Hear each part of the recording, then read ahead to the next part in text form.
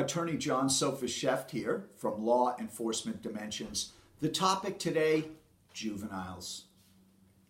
A lot of confusion out there. We've had so many calls, so many emails. I'm here to tell you right up front, from the perspective of a working cop on the street, in the schools, there's only one thing that is different. Everything else is business as usual. Don't worry.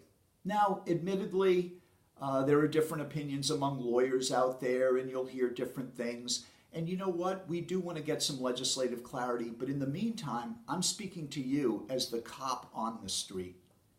How does any of the law changes that you've heard about affect you? It doesn't.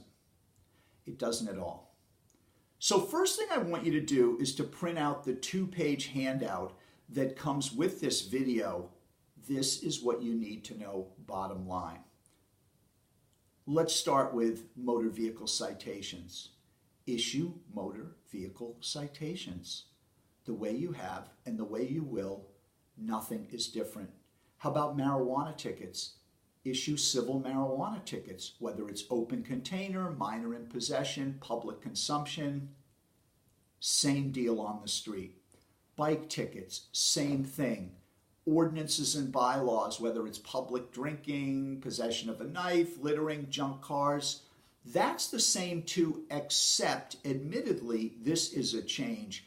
Perhaps in the past, you would think about arresting a juvenile for public possession of alcohol under your ordinance or bylaw. You can't do that. So you can't arrest for ordinance or bylaw violations, but you can pursue the civil process, and we recommend you do that. Now let's talk about crimes. So as you know, the age of delinquency has been raised from 7 to 12. The minimum age now is 12. So if you are 12, 13, 14, 15, 16, 17, you may be charged with a crime in the Commonwealth. Now, what's the enforcement mindset that we like you to use on the street? The phrase, least coercive alternative. When was that phrase first introduced to American policing? The mid-70s. So in many ways, what's old is new, and this is a mindset that you are very familiar with over the years. Sometimes you can informally counsel the juvenile in the street. Other times you may do what we call, the legal custodian pickup. Maybe you'll call a parent or a guardian to come down and pick up the juvenile. Sometimes you'll apply for a criminal complaint. Nothing's different about that. You can always do that. And finally, arrest guidelines. You still have arrest authority based on the crime that you're prosecuting. Mandatory. If a juvenile violates a restraining order, domestic violence 209A, or the new harassment prevention order 258E, and they are 12 and over, you're going to arrest. You have to arrest. The other thing that you're going to be looking for is the right of arrest. Same thing. If you have a right of arrest, you can. So what's all the confusion about? Well, there are 2 new rules that you need to be aware of. The first is what I call the school rule. What the law now says is that if you have a student in elementary or secondary school, that's a fancy term for high school, and they are engaged in disorderly conduct, disturbing the peace, or interrupting an assembly, you may not charge them with this crime. You can't apply for a complaint. You cannot arrest them in school for disorderly, disturbing the peace, or interrupting an assembly. Now, what does that mean? Well, first of all, it doesn't apply to non-students. These are only students in the school. And it doesn't apply to anybody who is 18 and over, because if you're 18 and over, you are in the adult system. You are not in the juvenile system. And that's how the law is written. The next rule is the minor misdemeanor rule.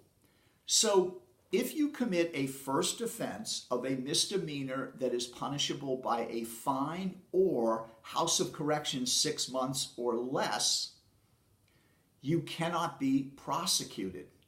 But according to the Juvenile Court, in their internal memos, and this is what you're going to be going by, this is what the court is going to be doing, you still have the ability to arrest juveniles for minor misdemeanors, whether it's trespass or minor in possession, right? Some of those minor misdemeanors, you still have the authority to arrest for that or to apply for a complaint.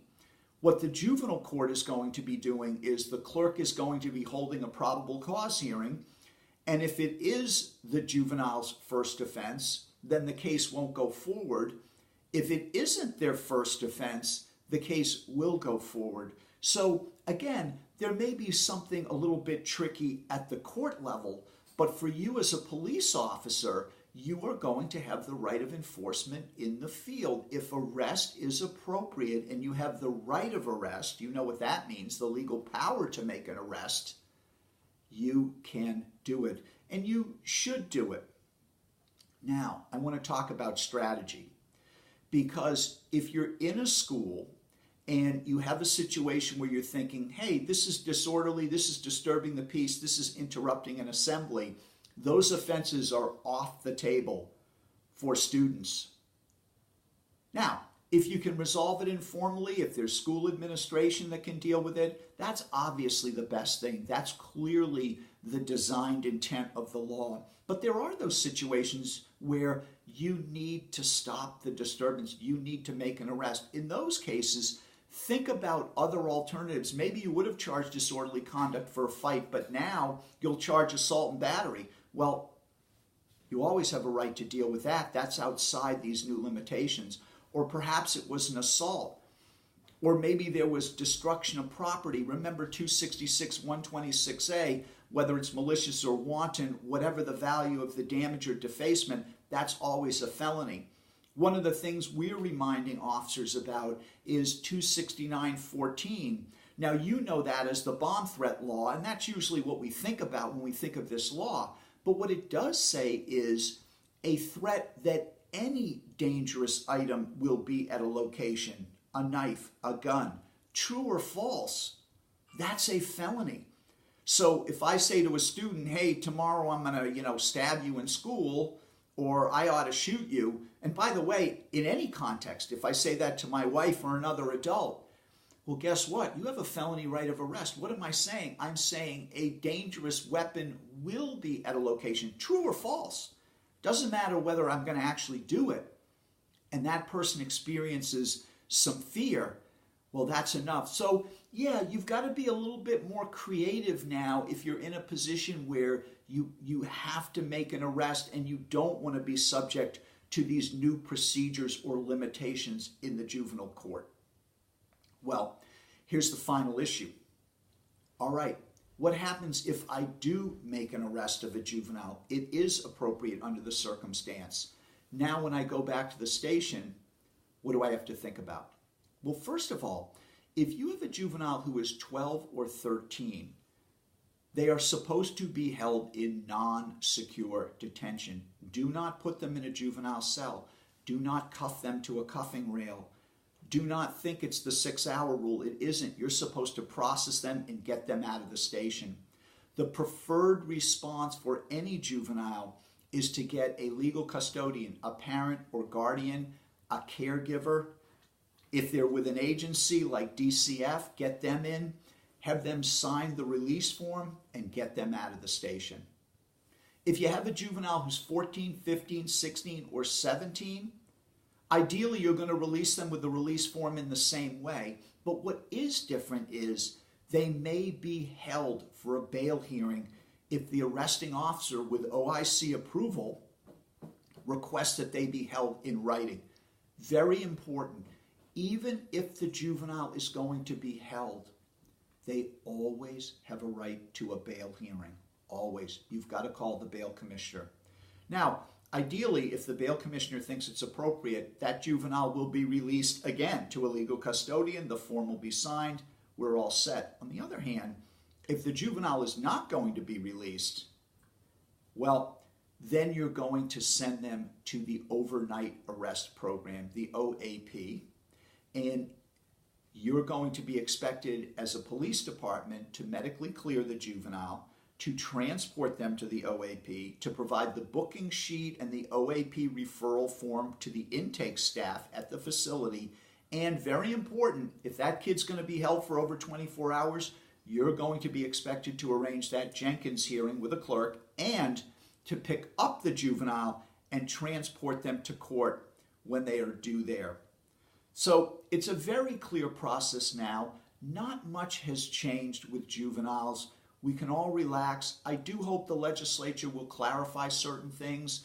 Always, we have to tell you if your prosecutor wants you to handle things differently, if your juvenile court tells you to do something, naturally you've got to follow their guidance. But otherwise, just learn the 2-page handout you have and keep doing what you're doing. Good luck.